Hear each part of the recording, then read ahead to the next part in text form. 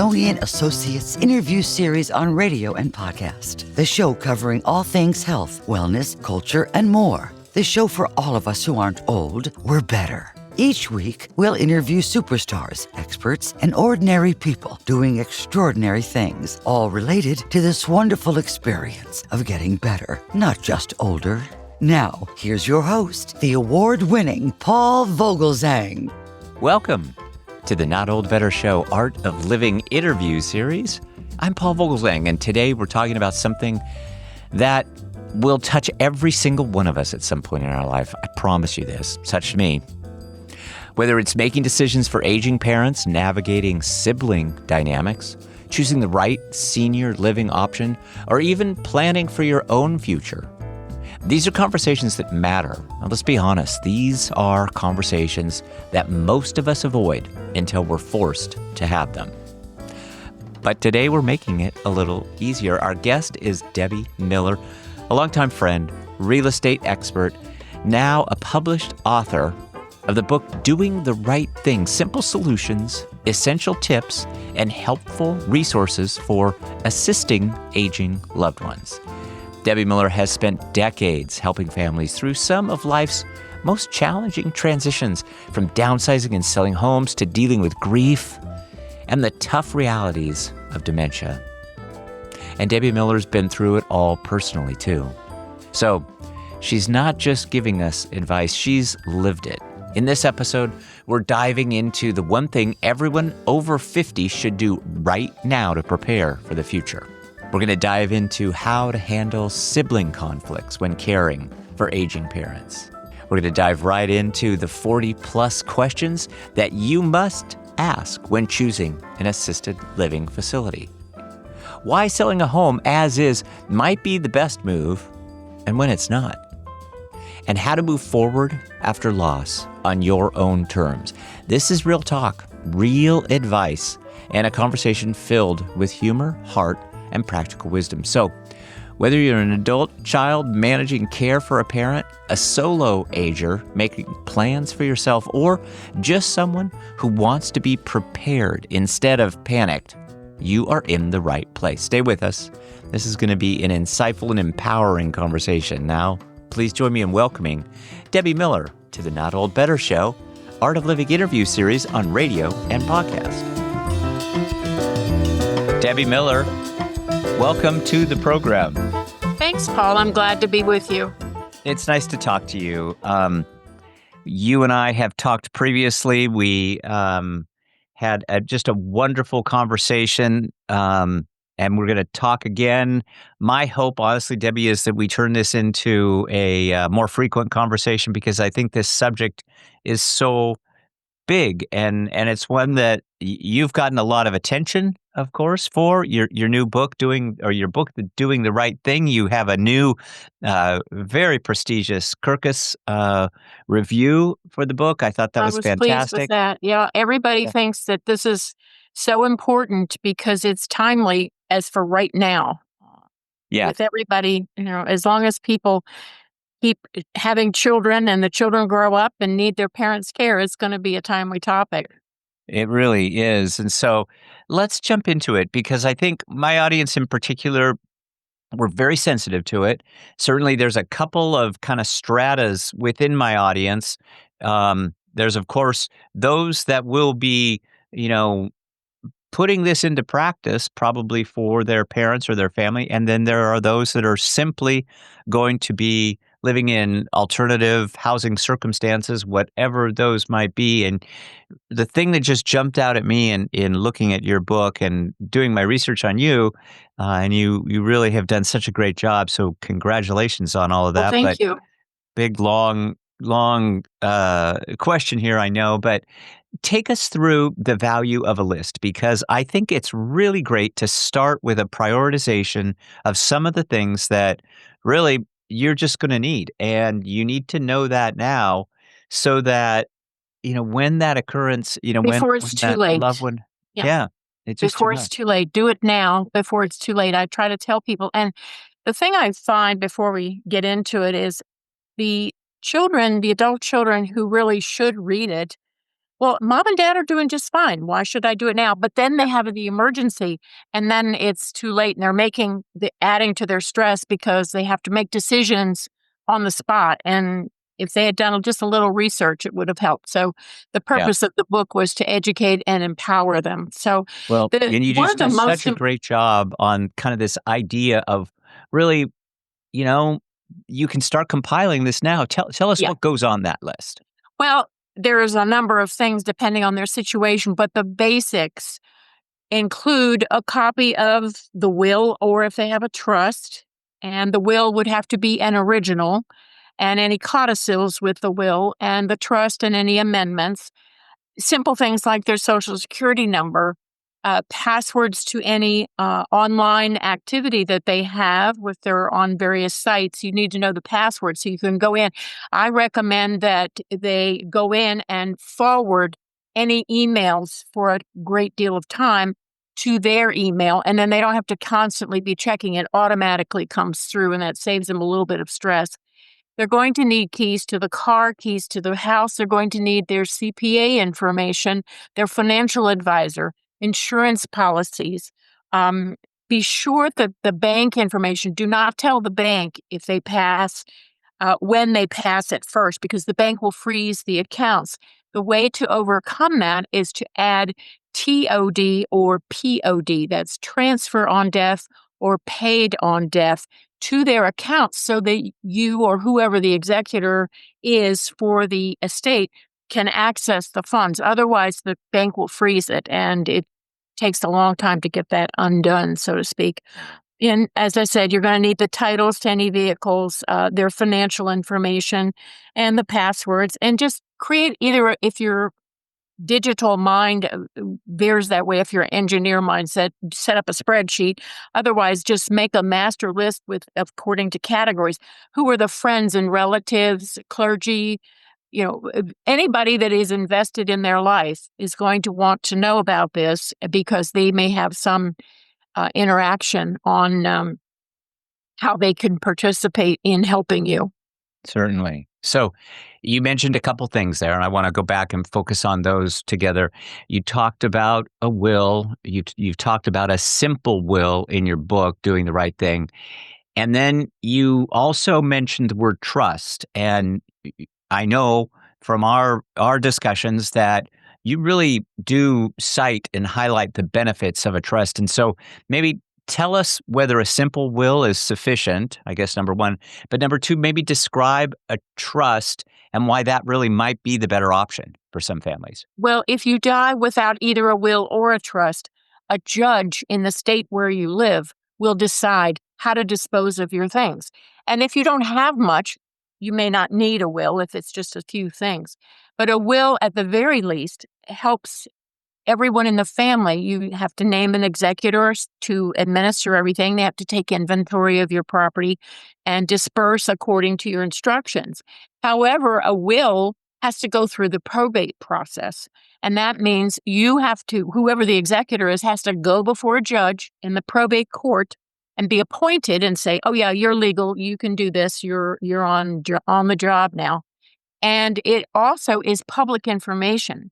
And so anyone can read your will and know what you're giving to who. So you could have a long lost relative hear that your uncle died or whatever, and they may make a claim, and then it can take months to settle the estate. It really is not as easy as you think, but you do have to go through the judge and the court, and it's public information. A trust is private. And you tell all the things that are in a will, and you also can set up accounts for grandchildren or a special relative who has special needs trust, something like that. And it's not anybody's business. It's private. And it's much easier to settle the estate with a trust. It's not for everyone. You can talk to an elder care attorney, an elder law attorney, to help you decide. But many people do have a trust, even if it's just to put their house and other things in the trust, because then you don't have to go through probate and it takes less time to settle the estate. Okay, that's super helpful. Let's move on and talk a little bit about this big, broad area of kind of housing options, assisted living, senior housing. Sometimes you hear the terms like skilled nursing facility. All of these things, I think, can be confusing for people. You really have a handle on all of this. And in your book, Doing the Right Thing, Simple Solutions, Tips, and Resources for Assisting Aging Loved Ones, you really do a great job of kind of spelling all of this out. So tell us a little bit about some of those options in terms of place, and how should families kind of determine the best place and which option is the best for our loved ones? Well, it boils down to two major things. First of all, what is the budget? Uh-huh. And second, how is their health? If they're active and still playing golf and driving around and traveling and stuff, that's a whole different thing than if you notice, well, maybe dad isn't remembering things as well, or mom is having trouble doing her daily activities. Then you get into a different situation where you may need assisted living. But an aging life plan community is one where you walk in independent, but they will take care of you on each level as you need assisted living, memory care, hospice until you pass. And you don't have to move so many times.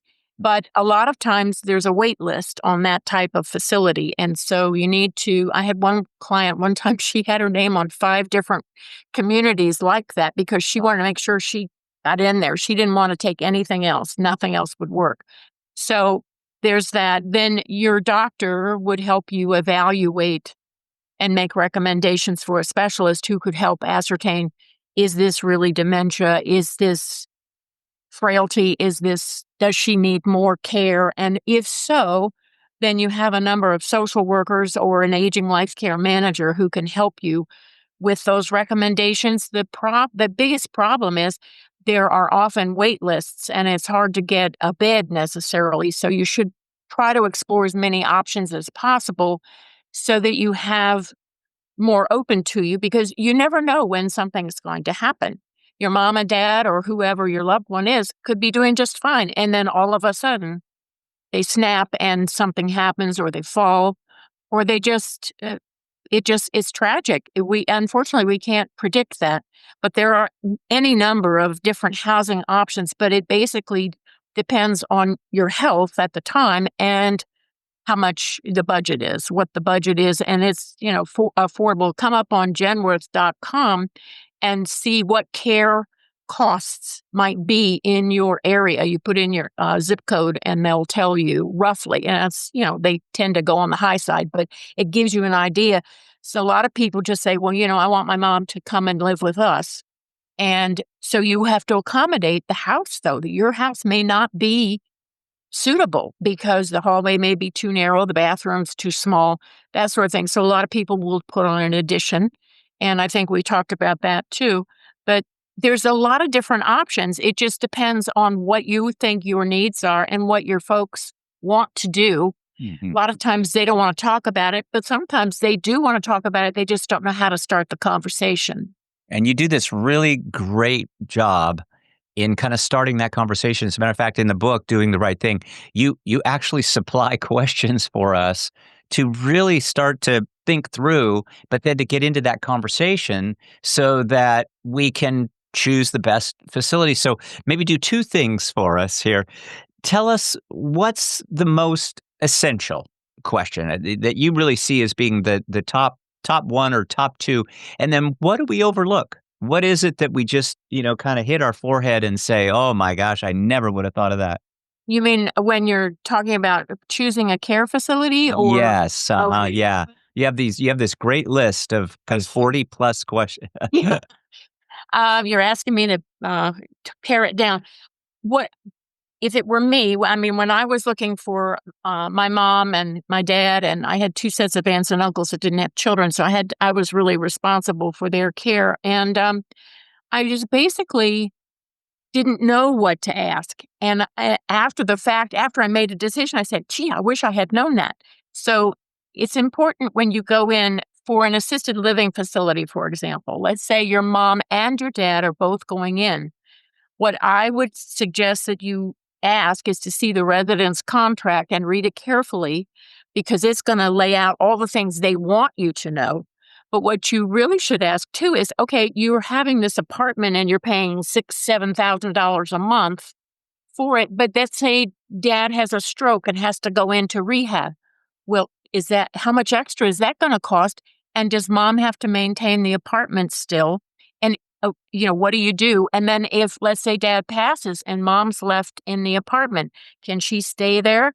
And if you're going in and you've got your mom and dad settled in there and they're happy and they're going along and then they pass away, how long do you have to come in and remove everything?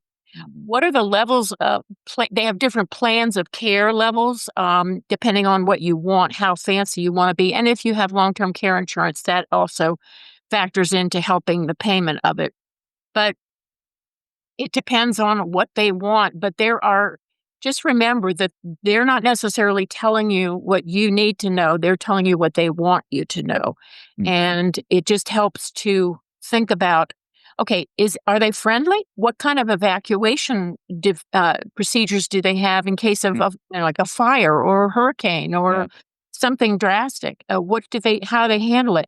And is there some, what if they don't behave while they're in there? What gets them kicked out? Because they can do that without any much notice at all. So you want to make sure just almost protected, because you don't want to get a phone call and say, well, your mother is really misbehaved. She's really being difficult. They did that with my mother, but that was because my mother had the nerve to stand up and talk back to them. She wasn't happy with the care.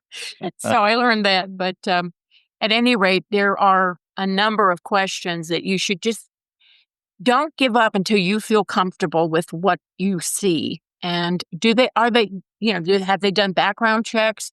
What kind of training does the staff have? What's turnover? What's the turnover rate? Are people happy there? Do they talk to each other?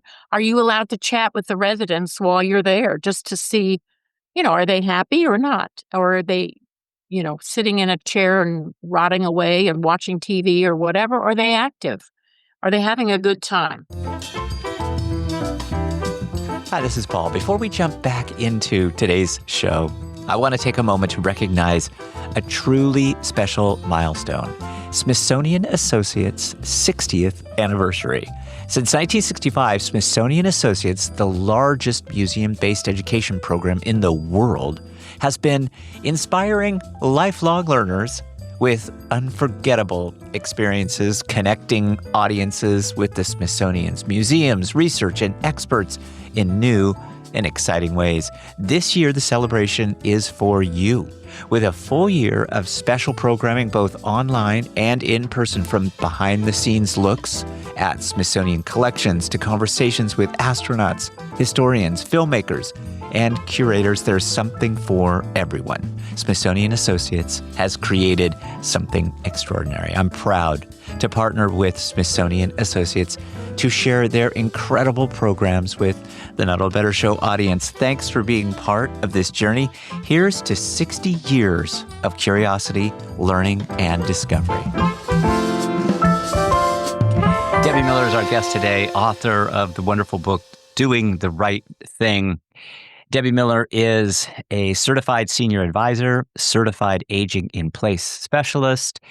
She's, of course, an author and a real estate expert. And we're talking today about doing the right thing and understanding the needs of our loved ones as they make some of these later in life decisions and steps towards some form of kind of transition, maybe away from the family home, maybe aging in place in the family home, whatever that might be. Often this stage can involve a realtor.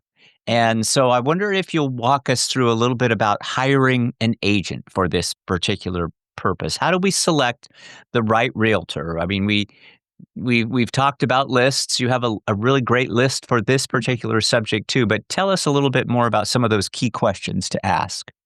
One thing I find with all the changes that are in the marketplace right now, make sure the agent that you interview more than one person so you feel comfortable. You're going to be spending a good bit of time with these people. You want to make sure that if they are bringing in outside contractors, for example, an estate sale person or a painter or whatever, has the realtor vetted these people, and are they insured? Are they licensed? Can they do the job but not rip you off? You want to make sure of that. You want to make sure that the realtor understands the process of how to sell this type of property. It's a specialty type of thing. I had a woman who called me, and I was the fourth realtor that she interviewed. But by the time I told her all the things that the other three had not told her, she said, "Oh my goodness, what would I have done?" I said, you'd have delayed the sale. But you need to make sure that a realtor can explain the difference between special warranty deed and general warranty deed. If you are selling your parents' home, it's one way. If the parents are selling it, it's another way. You want to make sure that they understand what as is means. There's a special as is paragraph in our contract that details what as is really means. And a number of realtors forget to include that, but it saves you a lot of headache. There's a number of different things that they're exempt from the Virginia Disclosure Act. Many properties, not all, but many are, and a lot of realtors don't know that a property that's in a trust or an estate property, just like a foreclosure or a new build, they convey a certain way, and they're exempt from the Virginia Disclosure Act. So whatever state you're in, this is what you want to double check on. Does the realtor know what's involved with doing this? Because there's a whole process to it. It's not just putting a for sale sign out front. It's a whole lot of other steps involved. Yeah. As I say, Debbie Miller is our guest today. Debbie is author of the new book, Doing the Right Thing: Simple Solutions, Tips, and Resources for Assisting Aging Loved Ones. The book is excellent. I just really want to recommend it highly. It's getting rave reviews online. I mentioned just a moment ago the Kirkus review, and I just want to read just a brief part of that review, Debbie, and then ask you a question related. The review says, although the guide is aimed at caregivers, the author's relatable prose and sensible approach to this difficult subject will prove helpful to anyone who wants to put their affairs in order. A well-written and necessary guide for anyone dealing with the issues of aging. That's lovely. And congratulations, Debbie, on all of your work in this wonderful, wonderful book. I think one of the issues of aging is caregiving. And for those of us kind of in this, they sometimes refer to it as the sandwich generation, children of our older parents who need some of this support and help. It can be draining, and it can tax us emotionally as well as physically. And so in your book, Doing the Right Thing, you talk a little bit about some of the resources and strategies that are available that can really ease some of the stress of caregiving, because it's really important to think about relieving yourself a bit of the stress, because it can be overwhelming. I think it's probably the worst part of the whole process. I mean, cleaning out a house is challenging, but when you're caregiving, you're dealing with a lot of emotions. And if the person, for example, has dementia, they may not even know who you are, and yet you have to help get them up, feed them, clothe them, take care of them completely. It's like caring for a baby, but they're old. And it's very, very stressful, but there are resources. One thing I would caution, especially women, for some reason, we women think we have to do everything and to care for our parent. We feel guilty, or it's emotional or whatever. But don't be afraid to ask for help. Reach out. You need to have time for yourself, because if you don't take, even if it's 15 minutes to go for a walk or go get a manicure, and that's, people feel guilty if they do that, but that gets you away from it. You can come back refreshed. There are resources out there. Call your area agency on aging. Mm-hmm. They have wonderful resources, and your state also, depending on what state you're in, may actually be able to pay you for caring for your loved one. I'm not going to go into that because it depends on what state you're in. Yeah. But there are, and ask if you have siblings, tell them, this is hard, and they may not want to come. Either they live too far away, or they just can't make it. but at least you've told them about the situation. And if you need money to pay for their care, then perhaps they can help with that. But don't be afraid to ask for help and be patient with yourself and with your loved one. It's extremely stressful. You're on call 24/7. Yeah. Yeah. And it's not easy. Necessary role too. But you can do it. It's just you will live through it. And when you look back on it, you'll say, I did the best I could with what I had. Yeah. And if your parent has dementia, they're not going to know anyway. They're not going to understand. And that's the sad part. You're saying goodbye in a very stressful way because they don't even know who you are. Yeah. But it is what it is, and that's life. But there is help out there. There are a number of Facebook groups, Paul, that are wonderful resources. There are people who actually are doing care providing for aging loved ones, aging parents. You can go on that that Facebook page, and there are all kinds of people in a whole lot worse situation than anybody I've ever talked to. And so, not that it makes you feel better, but it's just knowing that you're not alone. Yeah, that's very helpful. I think this is such an important topic, all of this that we're talking about, but we'll make sure to put links in our show notes today so that our audience can find out more about Debbie Miller and her wonderful new book, Doing the Right Thing. But also, we'll find some of those Facebook groups that can provide a little bit of support. I go on them every day or every other day just to see, is there some way I could help by suggesting something? We're not supposed to advertise our book or anything like that, but some of these people are in such need and they're just worn out. And I just tell them, step back for a minute, go out and take a 15-minute walk. And they can have someone else. There are care providers out there that can help you, caregivers, who can help you on a substitute basis just for a few hours. And just see what is available in your area. But the Area Agency on Aging is a wonderful resource. Your local senior center as well. Good. Well, in addition to some of the stress that we juggle in this caregiving role, we also are coping perhaps with grief and loss. And my mother lost my father, and I know you have lost your husband. And I wonder if you'd talk for just a moment and tell us perhaps what helped you move forward, and maybe give us a piece of advice, because I think this also is one of those areas where we just don't know quite how to do things. We don't know even what we don't know. It is, and it's something that you go through once, possibly twice or three times, depending on how many times do you remarry after the death of the first one. But don't let anybody tell you how long to grieve. I have friends who lost their husbands more recent. Mine has been gone for 10 years, and they're newer to the idea of grief. And I just tell them, don't let anybody tell you that you can't be in grief after 2 or 3 years, because it's up to you to decide. You have your own memories to go back through. And some people are happy because now they're free to do other things and live their life. But don't be afraid to live your life. And this is all you have left. And so if you only have another 10 years or so, do what you want to do, what makes you happy. But don't be afraid to grieve and remember, because it's especially hard on anniversary, a birthday, the holidays, things like that. It's very hard because you have all these memories. But now you can create your own memories.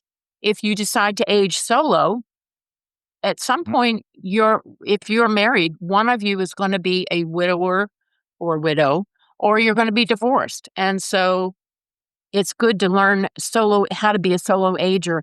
It makes you more confident, and it's just something that everybody needs to learn how to take care of themselves for. And you really grow through the process. You realize that you can let go of the past and live for the future and find small things to do. Like unfortunately, I like to buy houses and renovate them. So I bought a house that needed a lot of work, and I renovated it. That was my therapy. But you That's can good. do That's things, excellent. easy things like going to a movie. I mean, Tuesday is Senior Citizen Day at the movies. You can get in real cheap and then go for lunch. And everybody thinks, well, I don't want to eat lunch by myself. I said, Nobody's going to look at you. They're all looking at their phones. They're not going to pay attention to you. I have wonderful conversations with the wait staff and the bartender and whatever, but it just doesn't matter. It's you thinking that it matters, but just go out and enjoy yourself and, laugh at some silly things. Do something totally different, like take a weekend trip. I had somebody say, well, how could I do that? I don't. And I said, do you know how to drive a car? Can you follow your GPS? Find a place close by and just go for the weekend and enjoy yourself. She was so nervous about it, and she did it. She came back. She says, I think I'm going to get into this. This is fun. I said, well, go on a longer trip. Don't just go for a weekend. Well, pretty soon, she was going on month-long cruises. And I said, okay, you're there. You've succeeded. But she still remembered everything about the past, but she put it in a different spot, and she went on and lived her life, because I don't want to be the type of person who says, oh, I wish I had done that. I want to be the type of person say, oh, I'm glad I did that. So it's just very different being on your own, and you have to learn new coping skills, but you can do it. Well, Debbie Miller has been our guest today, author of the wonderful book, Doing the Right Thing, Simple Solutions and Essential Tips, Helpful Resources for Assisting Aging Loved Ones. The book, of course, is fantastic. We will have links so that we can find out more about Debbie Miller and this wonderful book. But Debbie, it's such a pleasure to talk with you. You are a wonderful resource, but you do just have a wonderful way of putting this all together for us and making it understandable. And I think that's sometimes one of the biggest obstacles, is just to kind of sort through it in a kind of a reasonable fashion. And you've done that. So please thank you, Paul. Come back. Oh, of course. Thank you. I would love to. I would enjoy that. One last bit of advice, though. Please. I would just say, start now to have the conversation or take a step forward before it's too late. A lot of times your parents may not know where to start.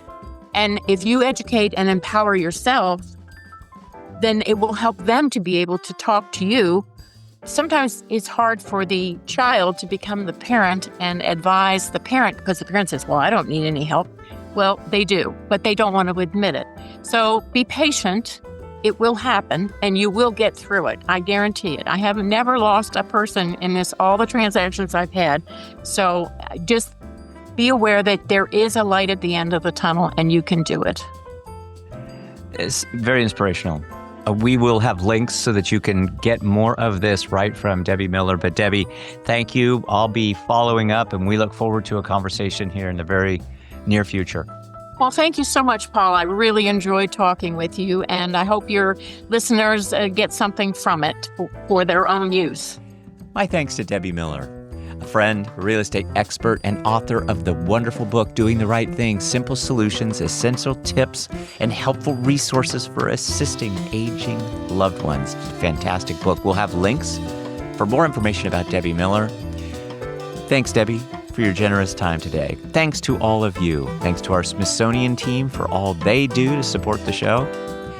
Thanks for joining us. Be well, be safe. Let's talk about better. The Not Old Better Show on radio and podcast, our Art of Living interview series. Thanks, everybody. We will see you next week.